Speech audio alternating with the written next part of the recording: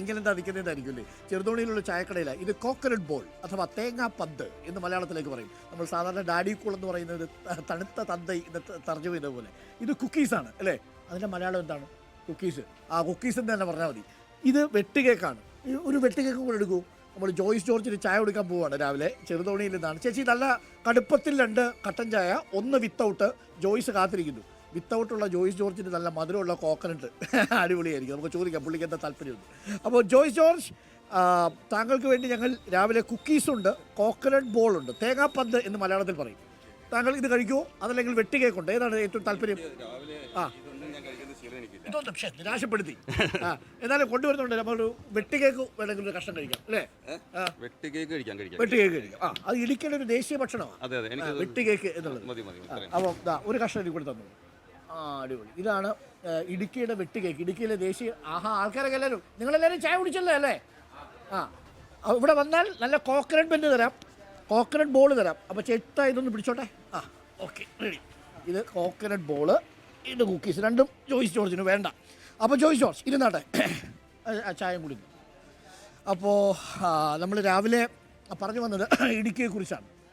Confidence മൂന്നാം വരവിലുള്ള confidence. ഷുഗറുള്ളതുകൊണ്ടല്ല, തെറ്റിദ്ധരിക്കേണ്ട എന്നുള്ളതാണ്. ചെറുപ്പക്കാരനാണ് ഞാൻ, പ്രായമായിട്ടില്ല, എനിക്ക് ഷുഗർ പ്രഷർ പോലുള്ള പ്രശ്നങ്ങളൊന്നുമില്ല, ഞാൻ പൂർണ്ണമായ ആരോഗ്യത്തോടു കൂടി മണ്ഡലത്തെ കാത്തു സൂക്ഷിക്കാൻ പര്യാപ്തനായ ഒരു ചെറുപ്പക്കാരനാണെന്നാണ് അദ്ദേഹം പറഞ്ഞത്. അങ്ങനെയല്ലേ ഉദ്ദേശിച്ചത്?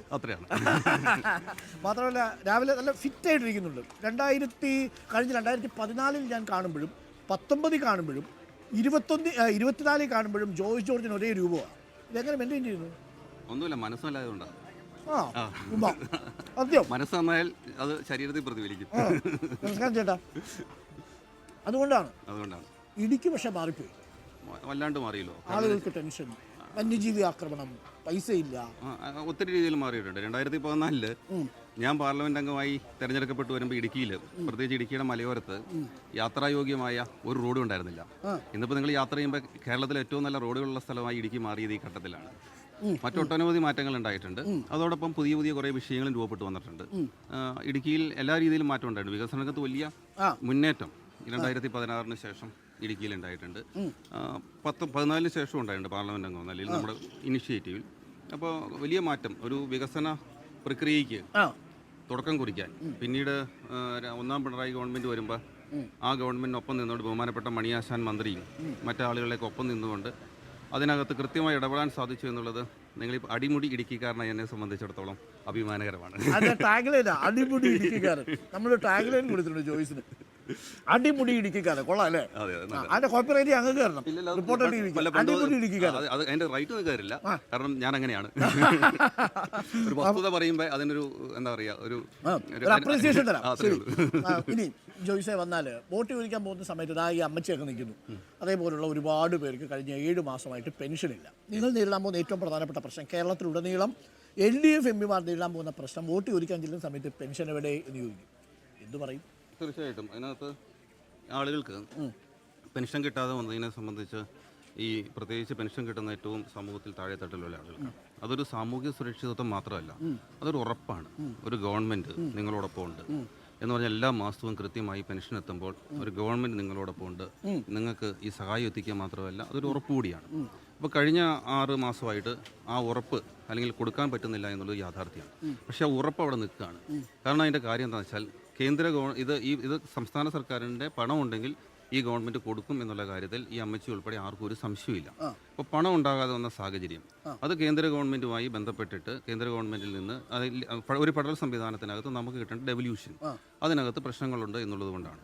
ആ കാര്യത്തിനകത്ത് സംസ്ഥാന ഗവൺമെൻറ് നടത്തിയിട്ടുള്ള ഇടപെടലുകൾ അത് ഈ എല്ലാ ആളുകൾക്കും ബോധ്യമുണ്ട്. പ്രത്യേകിച്ച് സുപ്രീം കോടതിയിൽ പോകുന്നു, സുപ്രീം കോടതി അത് കൊടുക്കാൻ പറയും. ഇപ്പോൾ നമുക്ക് 13,600 കോടി രൂപ കിട്ടുന്നു. വീണ്ടും സുപ്രീം കോടതി വീണ്ടും അത് പരിഗണിക്കാൻ പറയുന്നു. കേരളത്തിന്റെ മുഖ്യമന്ത്രി കേരളത്തിന്റെ മുഖ്യമന്ത്രി ഡൽഹിയിലേക്ക് സമരത്തിന് പോകുമ്പോൾ ആ സമരം കൊടുത്ത 2 സന്ദേശമുണ്ട്. ഒന്ന്, കേരളം ഉന്നയിക്കുന്ന ഒരു ന്യായമായ ആവശ്യമാണെന്നൊരു പാൻ ഇന്ത്യയുടെ മുഴുവൻ ഭാഗത്തു നിന്നുള്ള എല്ലാ രാഷ്ട്രീയ നേതാക്കന്മാരും മുഖ്യമന്ത്രിമാരുൾപ്പെടെ ഇപ്പം നമ്മളുടെ കാശ്മീരിലെ മുൻ മുഖ്യമന്ത്രിയായിട്ടുള്ള ആൾ അവരെല്ലാവരും കൂടിയിട്ട് അത് കൃത്യമായി അടിവരയിടുകയാണ്. 2, ഒരു ഇന്ത്യ മുന്നണി ഉണ്ടാക്കിയിട്ട് ഒരു പ്രതിപക്ഷ പ്ലാറ്റ്ഫോം ഉണ്ടാക്കി മോദിക്കെതിരെ ഒന്നും പറയാൻ ഈ ഇന്ത്യ മുന്നണിക്ക് നേതൃത്വം കൊടുക്കുന്നവർക്ക് പറ്റാത്തിടത്താണ് കേരളത്തിൻ്റെ മുഖ്യമന്ത്രിക്ക് പോയിട്ട് കൃത്യമായി ഒരു ഫെഡറൽ സംവിധാനത്തിനകത്ത് കേരളം പോലൊരു സംസ്ഥാനം നേരിടുന്ന പ്രതിസന്ധിയെ മുൻനിർത്തിക്കൊണ്ട് മോദിക്കെതിരായി ഒരു കൃത്യമായ ഒരു നിലപാട് സ്വീകരിക്കാനും ആളുകളെ അണിനിരത്താനും സാധിക്കുന്നത്. അപ്പോൾ അത് രണ്ട് രീതിയിലാണ്. ഒന്ന്, അത് ജനങ്ങൾക്കിടയിൽ രണ്ട് രീതിയിൽ ബോധ്യപ്പെടുത്താൻ പറ്റും, ബോധ്യപ്പെട്ടിട്ടുണ്ട്. ഒന്ന്, രണ്ട് രീതിയിൽ ബോധ്യപ്പെട്ടിട്ടുണ്ട്. ഒന്ന്, ഈ പറയുന്ന പ്രതിസന്ധി ഉണ്ടാകാൻ കാരണം അതാണ്. പണം ഉണ്ടെങ്കിൽ സംസ്ഥാനം കൊടുക്കും. ഇപ്പോൾ കൊടുക്കാൻ പോവാണല്ലോ, ഈ മാസം മുതൽ കൊടുത്തു തുടങ്ങുകയാണ്. രണ്ട്, ഈ കേന്ദ്രത്തിൽ BJPക്കെതിരായി ഒരു ഡിസ്പെൻസേഷൻ, മറ്റൊരു സംവിധാനം ഉണ്ടാക്കണമെങ്കിൽ അതിന് നേതൃത്വം കൊടുക്കാനും ഇടതുപക്ഷത്തിനെ പറ്റൂ എന്ന ഒരു ബോധ്യം ആ സമരത്തിലൂടെ ഉണ്ടായിരുന്നു. പക്ഷേ എൻ്റെ അടുത്ത് ഡീൻ പറഞ്ഞത് 3 തവണ തന്നെ പാർലമെന്റിൽ നിന്ന് സസ്പെൻഡ് ചെയ്തതും ഈ മോദിക്കെതിരെ സംസാരിക്കുന്നത് കൊണ്ടാണ്, മോദിക്കെതിരെ ശക്തമായ നിലപാട് സ്വീകരിച്ചതുകൊണ്ടാണ് 3 തവണയും പുറത്താക്കിയത് എന്ന് 3 ഘട്ടങ്ങളിലായിട്ട് അദ്ദേഹം പറയുന്നത്. വിലക്കയറ്റത്തിനെതിരെ, ഒപ്പം ഏറ്റവും ഒടുവിൽ പുക ബോംബ് വന്നതിനെതിരെ. പാർലമെന്റിനകത്തെ സസ്പെൻഷനെ സംബന്ധിച്ചിട്ട് എനിക്ക് വ്യത്യസ്തമായ കാഴ്ചപ്പാടുണ്ട്. ഒരാൾക്കൂട്ട ബഹളത്തിൻ്റെ ഇടയിൽ നിന്നിട്ട് അതിൻ്റെ ഭാഗമായി ഒരു ഘട്ടം കഴിഞ്ഞപ്പോൾ ഞങ്ങളെ സസ്പെൻഡ് ചെയ്യൂ എന്ന് പറഞ്ഞ് ബഹളം വെച്ചിട്ട് പാർലമെന്റിൽ നടത്തിയിട്ടുള്ള ആ നാടകം നമ്മുടെ എല്ലാം മുന്നിലുണ്ട്. ഞാൻ അതിനെക്കുറിച്ച് കൂടുതൽ പറയാൻ, പ്രത്യേകിച്ച് ഒരു തെരഞ്ഞെടുപ്പ് രംഗത്ത് അപ്പുറയും ഇപ്പുറയും മത്സരിക്കുന്ന സ്ഥാനാർത്ഥികൾ തമ്മിൽ വ്യക്തിപരമാക്കാൻ ഞാൻ ആഗ്രഹിക്കുന്നില്ല. ഞാനതുകൊണ്ട് അതവിടെ നിർത്തുകയാണ്. ഇനി മറ്റൊരു കാര്യമുള്ളത്, ഇപ്പോൾ ഈ മണ്ഡലത്തിൽ 17 കോടിയിൽ ഇനി 4 കോടി 44 ലക്ഷം രൂപ ചിലവാക്കാനുണ്ടെന്ന് പറഞ്ഞത് കുപ്രചരണമാണെന്നാണ് ഡീൻ പറഞ്ഞത്. ആ മുഴുവൻ പണവും ചിലവാക്കിയെന്ന് മാത്രമല്ല, താങ്കൾ അവശേഷിപ്പിച്ചു പോയ 2 കോടി രൂപയോളം ഉണ്ടായിരുന്നു അത്രേ. അതുകൂടി അദ്ദേഹമാണ് അഡ്മിനിസ്ട്രേറ്റീവ് സാങ്ഷൻ കൊടുത്തതെന്ന്. അല്ല, നമ്മൾ ഡോക്ടർ അരുണെ, നമ്മൾ കാണേണ്ടത്, നമ്മൾ എന്താ പറയുക, ഇതെല്ലാം ഇപ്പോൾ പ്രത്യേകിച്ച് MP ലാഡ്സുമായി ബന്ധപ്പെട്ടുള്ള വെബ്സൈറ്റിൽ ഈ സ്റ്റാറ്റിസ്റ്റിക്സ് മുഴുവൻ അവൈലബിൾ ആണ്. ഞാൻ പാർലമെന്റ് അംഗമായിരിക്കുന്ന സമയത്ത് 25 കോടി രൂപയാണ് അനുവദിച്ചത്. നിങ്ങൾ വെബ്സൈറ്റ് നോക്കൂ, 25 കോടി 25 ലക്ഷം രൂപ ചെലവഴിച്ചിട്ടുണ്ട്. താങ്കളുടെ കാലത്ത് അഡ്മിനിസ്ട്രേറ്റീവ് സാങ്ഷൻ താങ്കളുടെ കാലത്ത് കിട്ടിയിട്ടുണ്ട്. എൻ്റെ അഡ്മിനിസ്ട്രേറ്റീവ് സാങ്ഷൻ അത്രയും പൈസ സ്പെൻഡ് ചെയ്തിട്ടുണ്ട്. അപ്പോൾ പിന്നെ ഡീൻ പറഞ്ഞു, അല്ലേ പറഞ്ഞു, അതാണ് ഞാൻ പറഞ്ഞത്. അപ്പം നിങ്ങൾ വിലയിരുത്തുക, ആരാണ് നുണ പറയുന്നതെന്ന് നിങ്ങൾ വിലയിരുത്തുക. ഇത് ഈ വെല്ലുവിളി ഏറ്റെടുക്കുന്നു.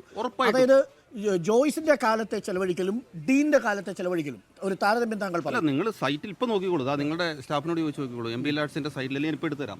അത് അതിനകത്തുണ്ട് 2 കോടി 25 കോടി 25 ലക്ഷം രൂപയുണ്ട്. 25 കോടി 25 ലക്ഷം രൂപ ജോയ്സ് ജോർജിന്റെ കാലത്ത് ചെലവഴിച്ചിട്ടില്ല എന്ന് നിങ്ങൾ പറയുവാണെങ്കിൽ ഞാൻ നോമിനേഷൻ കൊടുത്തിട്ടില്ലല്ലോ, ഞാൻ സ്ഥാനാർത്ഥിത്വം പിൻവലിച്ചേക്കാം. വളരെ ശക്തമായ വെല്ലുവിളിയാണ്. അതായത് ജോയ്സ് ജോർജിന്റെ കാലത്ത് മുഴുവൻ തുകയും ഉപയോഗിച്ചിട്ടില്ല എന്ന് തെളിയിച്ചാൽ സ്ഥാനാർത്ഥിത്വം പിൻവലിക്കാം. പിന്നെ ഒരു കാര്യം കൂടെ പറയാം, അപ്പോൾ അതിൻ്റെ ഒരു ക്ലാരിറ്റി കൂടെ വരുന്നത്. അപ്പോൾ അതിനകത്ത് മുൻ MP മാരുടെ കാലത്തെ ക്യാരി ഫോർവേഡ് കുറേ പണം ഉണ്ടായിരുന്നു. അപ്പോൾ അതും കൂടെ കൂടി ഒരു 27 കോടിയോളം രൂപയുണ്ടായിരുന്നു. അപ്പോൾ അതിനകത്ത് അഡ്മിനിസ്ട്രേറ്റീവ് സാങ്ഷൻ കൊടുത്ത 13 വർക്കുകൾ ഉണ്ടായിരുന്നു. മറയൂരത്തെ ദിണ്ടിഗൽ കുടിവെള്ള പദ്ധതി 30 ലക്ഷം രൂപ, മൂവാറ്റുപുഴ വാഴക്കുളത്തെ വെയിറ്റിംഗ് ഷെഡിന്റെ 10 ലക്ഷം രൂപ ഉൾപ്പെടുന്ന 13 പദ്ധതികൾ. ആ 13 പദ്ധതികൾ AS കൊടുത്ത് നിർമ്മാണ പ്രവർത്തനത്തിലേക്ക് പോയതാണ്. അത് 2019 ഞാൻ പാർലമെന്റ് അംഗം അല്ലായതിനു ശേഷം ആ 13 പദ്ധതികളും റദ്ദാക്കപ്പെട്ടിട്ടുമുണ്ട്. അപ്പോൾ റദ്ദ് ചെയ്യപ്പെടാതെ ആ പദ്ധതി മുന്നോട്ട് കൊണ്ടുപോകേണ്ട ഉത്തരവാദിത്വം ആരുടെയാ? കാരണം ഇതൊരു തുടർച്ചയാണല്ലോ. ഒരു പാർലമെന്റ് അംഗം എന്ന് പറയുന്നത് ഒരു തുടർച്ചയാണ്.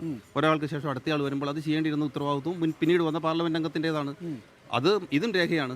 ആ 13 പദ്ധതികൾ MP-മാരുടെ പെർഫോമൻസിനെ വിലയിരുത്താൻ വേണ്ടി അത് ജനങ്ങൾക്ക് വിട്ടുകൊടുക്കുക. ഉറപ്പായിട്ടും ആ കണക്ക് ജനങ്ങളുടെ മുന്നിൽ വെല്ലുവിളി ഏറ്റെടുക്കും. അത് പബ്ലിക് ഡൊമൈനിലുണ്ടല്ലോ, നമ്മൾ ഇതിനെ തർക്കിക്കുന്നത്.